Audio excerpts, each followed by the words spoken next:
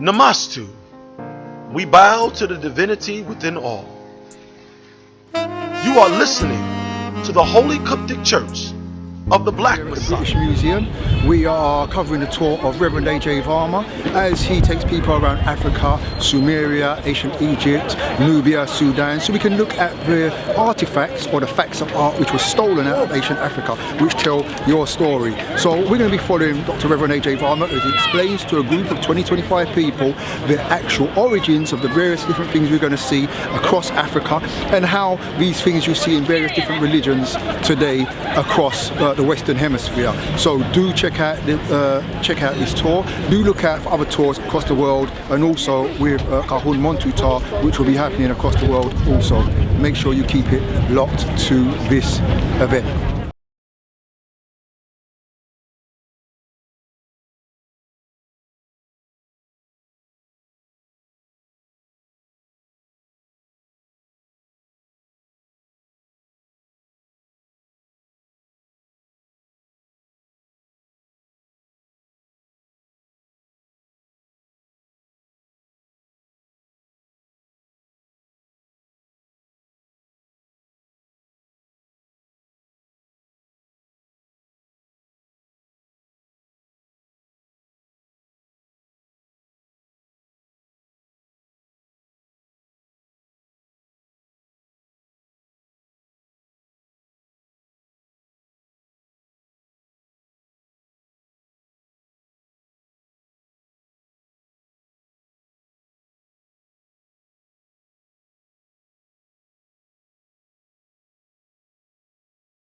Its correlation to each other. We want to be able to determine if North American, African, what they call Egyptian, is all in fact one culture, one people, and where the separation began, who started it, why they did so. This stone here, they say, is the obelisk of King Netanyahu. Now Netanyahu, first of all, he couldn't be a king, because the word king is Sumerian according to them, right? A pharaoh. But his name is Netanyahu, or Nebo. The word Nebo is in Nebuchadnezzar. Nebuchadnezzar in your Bible is considered a Babylonian. However, Nimrod, a Babylonian, was the son of Cush, Ethiopia. Cush, son of Ham, Africa. And Nimrod set up 5 cities, or Sargon. You're going to see him when we go through Egypt and go into Mesopotamia. They'll talk about the gates of Sargon. Sargon was the son of Cush. He was a Cushite, an Ethiopian, an African. So that word Nebu or Nebo is an African word. This is why there's an Egyptian pharaoh who's from the place called Hermopolis. Hermopolis is the city we call Thebes or Thebes. This being Netanyahu is an African ruler, and this is an African obelisk. All African cultures, wherever we erected them, the great queens and the great kings, as they are called today, they erected obelisks, whether they were called totem poles, whether they're called obelisks, whether they're called steeples or minarets. It all symbolizes time, the keeping of time. To confuse the people, we must first confuse their concept of time. The way you perceive time is going to affect everything else. And the Greeks understood this, so they brought in chronos, chronology, the alteration of time, so things will only be viewed from a Greek perspective. Fair enough? Now we can begin. We're going to head over to West Africa first. But before we go to West Africa, above it, West Africa in general, you're going to find they put it in the basement. Right? And it's separated from Egypt, Nubia, Kush, Sudan, as if they're not in Africa. So let's take a walk.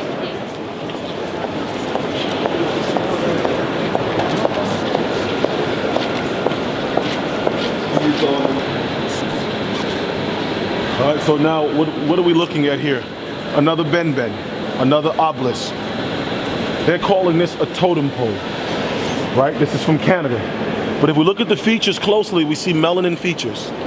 On the very bottom at the base, you see a rabbit. Right here.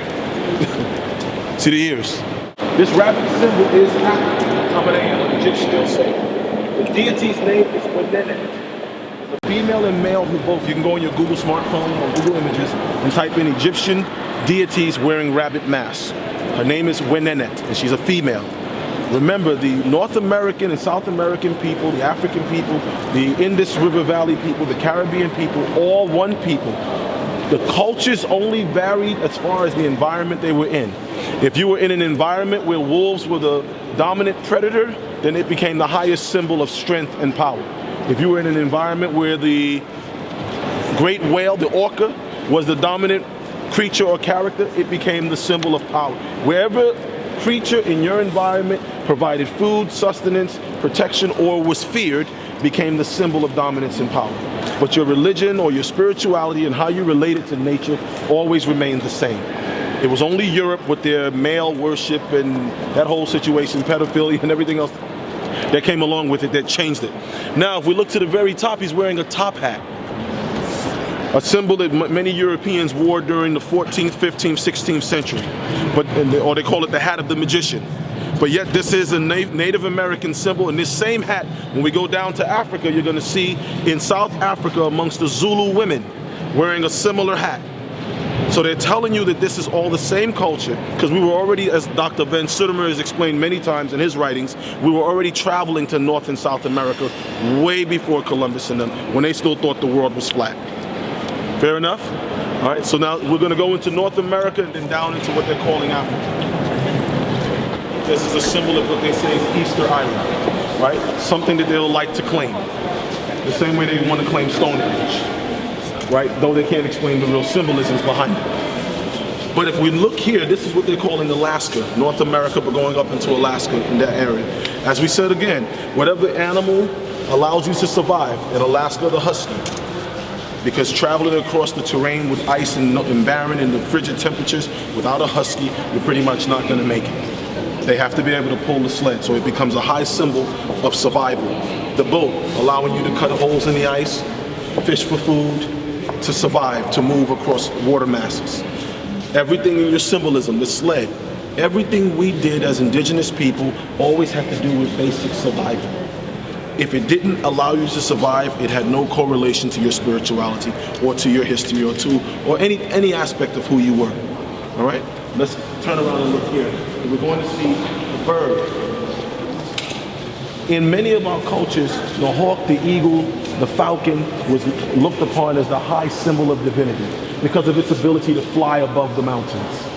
And the mountains were always seen, whether it's a pyramid or Mount Kilimanjaro or Mount Rushmore today, its ability to permeate the atmosphere, move above the clouds, which was viewed as transcending the physical world. In the same manner, we saw ravens, crows, vultures, condors, things that you call scavengers, as extremely important because they remove dead bodies. If the dead bodies are not removed, what happens? Disease sets in. So again, your symbolisms were always based off of practical uses and practical approach to life. Without the eagle, without the hawk, without the raven, without the vulture, without the condor, human beings would die. So it wasn't about worshiping these animals, it was about understanding their necessity. We don't worship chicken, but we eat it. We don't worship snapper, but we eat it. We understand the importance towards sustenance that it holds in our lives, those of us who eat those animals. If you eat vegetation, then it became a high symbol for you. Now, before we go downstairs again, they put Africa in the basement and they separated it from the rest of Africa. But there's a reason they do that, to put in your mind, because again, if you notice, certain things we're going to see in this museum are in glass cases. What does this put in our mind when you see it in the glass case? That is valued, that is protected. So then why are there things outside of the glass case? What is it putting in our mind that it lacks the same importance? So we're going to see, as we're moving throughout this museum, we're going to see that someone is misdirecting us to look away from what is important and focus on what holds very little importance in many instances. Fair enough? Yeah. Any questions here? What's that? Let's go read it. Okay, this is a Latmo village. They say this comes from the cult houses. In all of our ancient societies, you know how Freemasonry today has the lodge, Eastern Star, the Grand Lodge of England? We had sacred female societies and sacred male societies. Why were they important? Because all of our indigenous cultures as melanin people globally understood the importance of putting the boy and girl to death. What does that mean? At a certain age, you got to grow up. So our cultures had coming of age rituals. Western society or teachings do not have a coming of age ritual. So people are walking around 18, 19, 20, 25, 30, still saying I'm young and not embracing responsibility. The Jewish people have what's called a bar mitzvah. But that principle, where they're taking that from is African. The Yoruba have it, the Igbo have it, the Zulu have it. There's not one indigenous tribe of Africa, North America, South America, the Indus River Valley, in the Caribbean that did not have a coming of age ritual for their young women and young men. Because it was understood you have to grow up at some point. But Western society says, I'm young. You know, you're as young as you feel. You know, I'm young forever. We want to hide our age. We're afraid of gray hair. And they put this thing in our mind that only youth is power, when in reality, the older you get, the wiser you become. The more experiences you have, the better decisions, we hope, right, that we're able to make. But European dogma advocated the reverse of that. So there is no coming of age ritual. So you have young people walking around not knowing what to do because they have no reason to really grow up. And we have to do different. We have to do different. Okay? Africa right behind the steps. Of the son, the original sacrificial shepherd. During that great day and time, we were given basic commandments of true conscious morality and true religious identity, which in time we were instructed to pass on to the next. The opening symbols were known to be in our rivers and streams, and they held importance to our ecology. We were not just pagans, we were nature worshippers, as they say, or nature acknowledgers, or naturalists, or today you call them nature preservers. We understood being in tune with nature. Manifest Destiny came in and said, do away with nature. We, the man, knows what to do best. We're going to use materials to build and everything else that's adverse to original cultures. And now here we are 200, 300, 400 years later, and now they're doing Save the Whale and greenhouses and recycling, the stuff that you were already doing and were told to be pagans for doing. These masks were worn. Again, the mask that we wore, or you call them mascots today, was not because you were worshiping anything. You wear a mask or a mascot to symbolize a certain aspect of your nature. Today you say, sly as a, slick as a, cunning as a fox. Right? You have all these symbolism, swift as a eagle. All of this symbolism, because in the animal world, you're not just a human being. Your ancients understood you're not just human being, you're part human animal. If you're not sure, watch a person eat chicken. Watch a person, just sit across the table and look at a person and they're eating any flesh of another creature, and you'll see how much of an animal human beings can be. So we acknowledge that's a part of your nature. You don't separate that part of your nature. If someone's attacking your family and you have to physically defend them, you bring out the animal and you will bite, scratch, gouge, pull, do whatever it takes to survive. Your ancients understood that. So we had rituals always, constantly rituals throughout the year, almost daily, wherever we were, our villages. There was no television with 1,000 channels. So each day there were celebrations to acknowledge aspects of birth and life and death and marriage and everything else. This is what these symbols that we're seeing today. This fish, the fish was very important, not just for sustenance, because fish serve more than just the purpose of being eaten, but the fish represented human beings. They call it the fishman. Fishermen in all cultures. If you go to Babylon, it's called Ones. If you go to Tamare, Asaru wore the hat of the buto fish. The Sumerians called it Dagon. Every culture had fish symbolism. Even in Greek mythology, they call it Pisces, the double fish. In your Bible, they call it Jesus turning 2 fish and 2 loaves of bread. It's always based around understanding that human beings came out of the what? Waters. So we had 3 phases of the development of the gene pool of what we're calling humans today. One phase is a fish, where all life began in the waters, including human beings. We began in the womb of our mothers, which is water. The next phase is a crocodile, and the crocodile is a reptile that can go on land and in the water. And then the final phase is the hippopotamus, which has the ability to go underwater, or float on water, or climb out of the water, like you and I must do each day. We go back in water every day. You call it taking a bath, right? That means because your body starts to dehydrate, you start to feel scaly and dirty, and you must return to water. So we understood this, and we didn't separate that from who we were. Fair enough? Yeah. Let's turn around and look at the glass behind us. These are other masks. Same thing. Symbolism. The great ram. The ram is a symbol. Now in Greek mythology they call it Ares. But this same Greek mythological symbol of Ares, we also find this same ram in Tamare as the ram of Re. In the Bible, you call it the ram of God or the lamb of God. Everywhere they grab your symbolism and they diffuse it culturally into their societies to create a new outlook. This mask here, they call it the Sandi.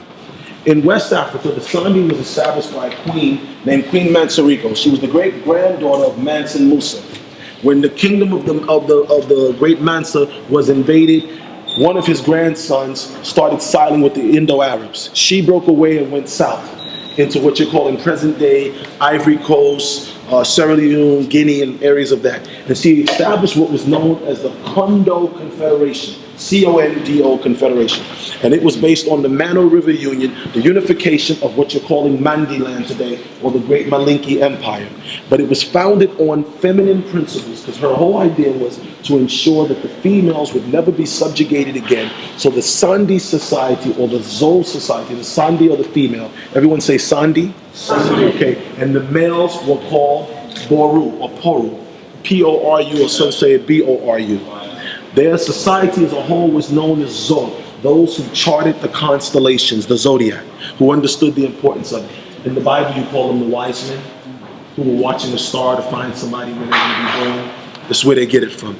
So they wore these masks, and they say that the spirit of the Sandi is the spirit of the trickster, not to trick you, to hurt you, but to always be able to smile, even in the face of danger, in order to trick the enemy into believing that either you don't see them coming or that you're not afraid of them. The next symbolism, we'll find this one here. That's in Togo, Benin and Togo, in those areas. If you notice on the top, you see the Roman headpiece. The Roman centurions, when the Roman centurions, they always had this, the Spartans had it also. But this was found in West Africa way before Rome, way before Greece. Now they'll tell you and me Greece is ancient, and they'll say 3,000 years old, as if you're not in 2000. If you're in 2000, then how old is Greece from you? Really just 1,000 years. Because we're 2000 AD, and Greece is 3,000, and Greece can't be ancient. Okay, very important that we recognize that. Notice the snake symbolism here. We did not fear snakes. They didn't either, because if they really did, it wouldn't be the symbol of your doctors and your ambulances. True? True. All right, so obviously the snake had symbols or symbolism dealing with healing and the power and the ability to raise a certain aspect of your being. In Hindu philosophy, they call it the Kundalini, the Chi. We call it the Tepihesh. It simply means if you turn the person around and we're able to pull the spine out, attach to the brain, and set it down, you'd see a rising serpent. And so all of the ancient rulers of Kemet, of various parts of Africa, South America, always the females and the males had a serpent on their head, a symbol of the enlightened being, that the mind has become one, that the two eyes, as they say, have become one. Fair enough? The almost like the uterus. Symbolism. It always, the reason Ray and Kemet wears the ram's horn, it was always matriarchal, to overstand the power of the feminine divine, or the divine feminine. She has the ability to engender life before we existed. Women, like we call it parthenogenesis. Parthenogenesis means virgin birth. You call it asexual meiosis, mitosis, asexual reproduction. Females originally gave birth without men. Now, man can accept that men came from apes. Man can accept, that all this evolution, but God created them in 7 days and that whole thing. But when we say man came from women, all of a sudden we can't accept it, though every man has come from a woman. The logical thing that's right in front of us, that we all came from a mother. And then to say we all came from women, all of a sudden doesn't make sense. You follow? Mm-hmm. So yes, that is the symbol of the womb. What you call a fallopian tube. If we could take this ram's mask and tip it where the face is pointing down, you see the fallopian tubes. And all cultures, that's why all cultures wore, it's called the bull horn. The female was the matriarch, and the matriarchal spirituality is what we had. Greece and Rome came in with their male worship. And when we go through Rome and Greece, you'll see why they had an issue, right? Thank you. But now look at the ivory carvings. What we're going to see in this room, and this again is West Africa, Central Africa, Congo, Southern Africa. You're going to see, look at the style of carvings being done in ivory. Look at the symmetry. Many of these were matriarchal societies, because remember, the female being first, she was the first to have to grow food. She was the first to chart the constellations, to understand the effect that the moon has on the planet, etc. And she taught us her son. She did not reverse patriarchal into a female-dominant society, but instead sat with her son in her lap. That symbol of Shinmu in China, the symbol of Ishtar and Tammuz, or Dumuzi in Babylon, the symbol of Horus and Isis, the symbol of Mary and Jesus, the symbol of the female always with a male son in her lap. Never a female son, because she's showing the world that she must rule with both polarities. But if we look at the carvings in this, we're looking at ivory that's been carved by artisans who understood their craft. But yet, this was found in the 1800s, late 1800s. So your glory is not 10,000, 5,000, a million years ago. There's a glory that goes back 100 years ago, 75 years ago, in many instances. And as you read the signs that they've placed here, you'll see that there was a melanin origin to most civilization. You're not civilization, you're culture. Culture civilized the uncivilized. Cultures civilized the uncivilized. So we're looking at, again, massive carvings. These things took sometimes 6 months, 7 months, and the masters of the crafts could do it in a month, which means they understood symmetry. Just like today, sisters with braids, when you braid your hair, those of us who learn to braid, the whole concept of a mother braiding her daughter's hair is not only to make a contact with that child, daughter or son, but it's also teaching them symmetry, how you're able to part perfect boxes on a round object. The head is round and you all are able to part. If we try to part, you laugh at us and say it's crooked. You're able to look, take a comb and go shh, and it's a straight part. That's symmetry. And understanding the braiding, that's the helix. It's science, it's mathematics. Just like double dutch, right, which most young people don't do anymore for young women, it's teaching them timing and rhythm as well as the helix. All of this was a part of the development of the young mind. Young boys had certain games that we played, and it was a part of the development of the male aspect of the mind. There's a male and female aspect of the brain in each person. You call it a feminine and masculine polarity or currents. Fair enough? All right, let's go this way. Royal City of Benin. At one point, now remember, prior to the Belgium Conference of 1884, 1885, there were no African chopped up countries. There were no fictitious borders.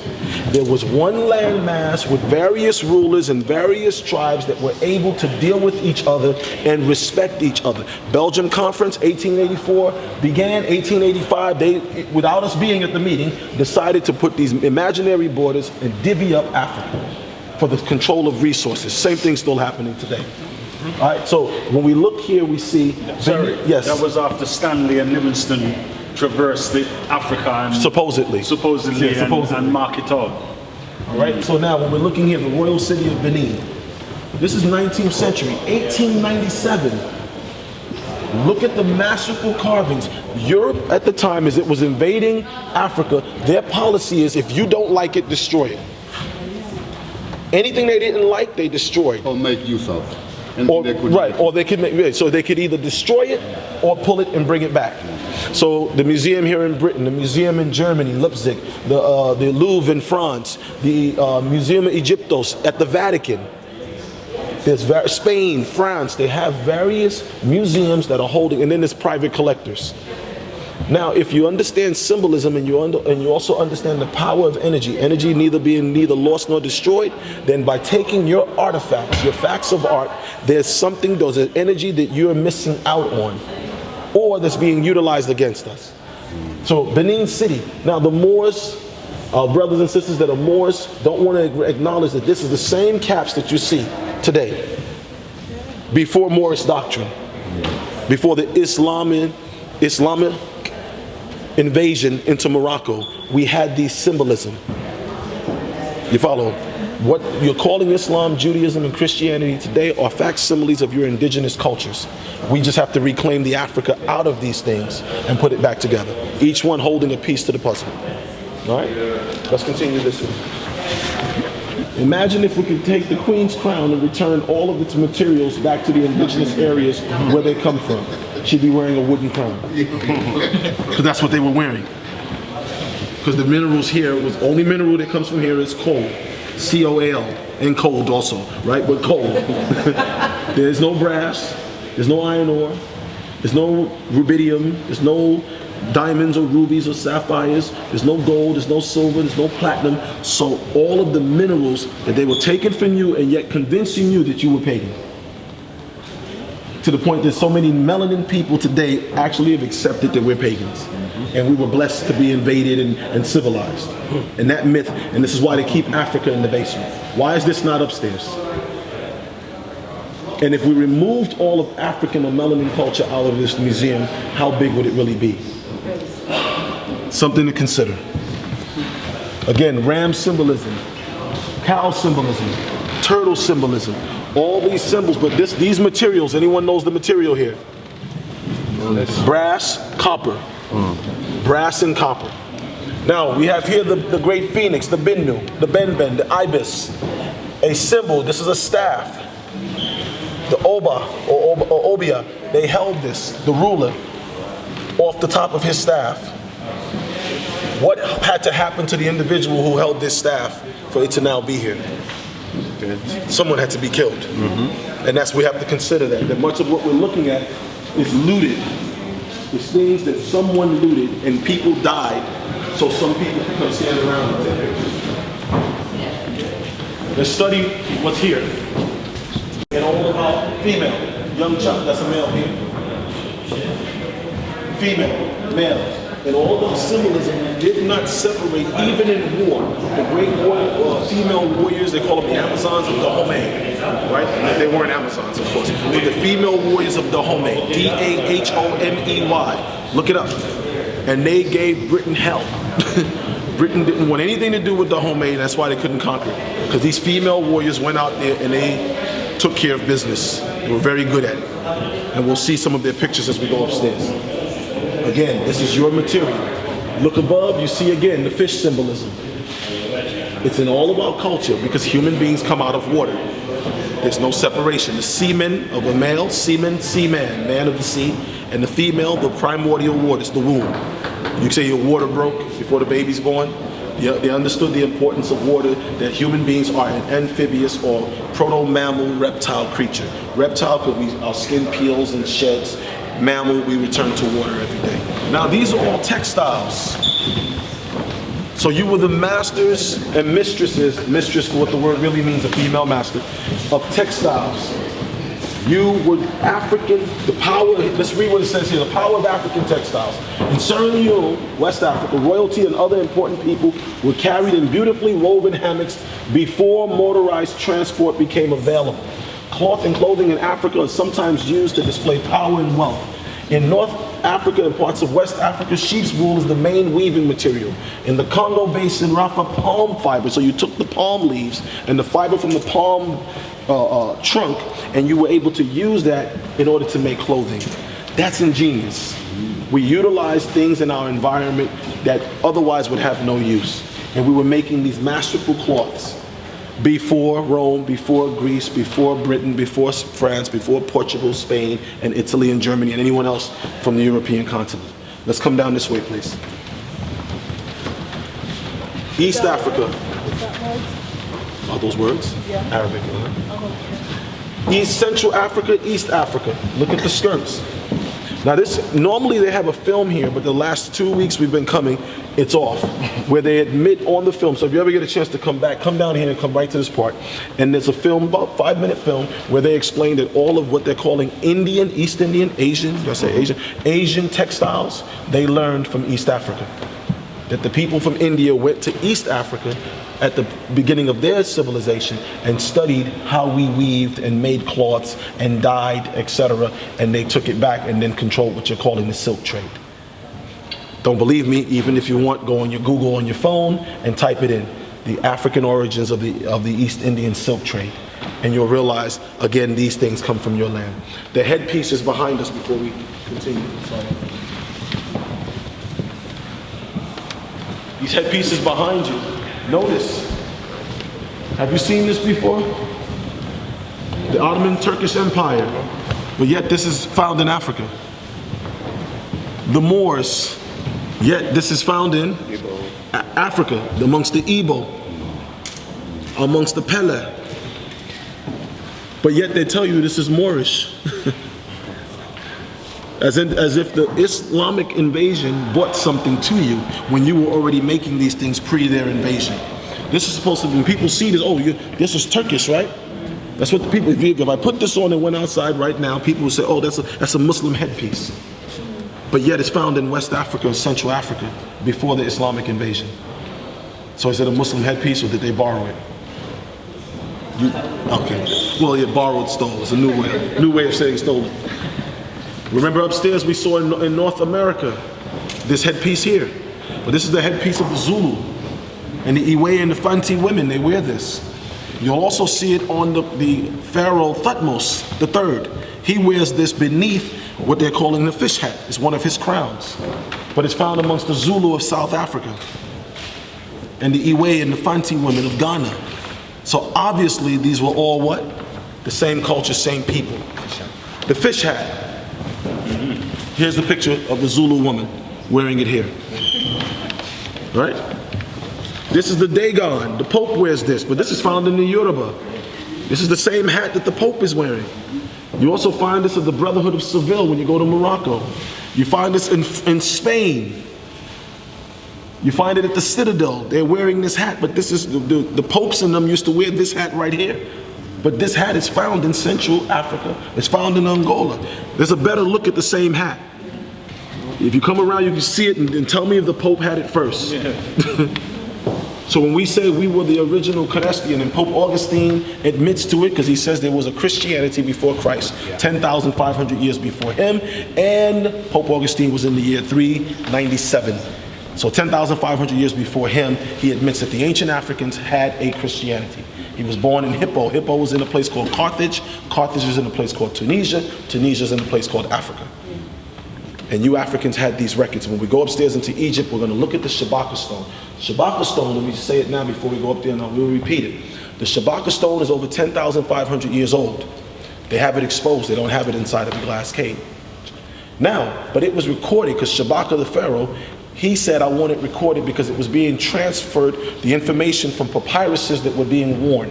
And those papyruses were 10,000 years old before Shabaka. So that means the Shabaka stone, or the information found therein, is over 20,000 years old. The oldest religious, theological, cosmological record that anyone has on the planet.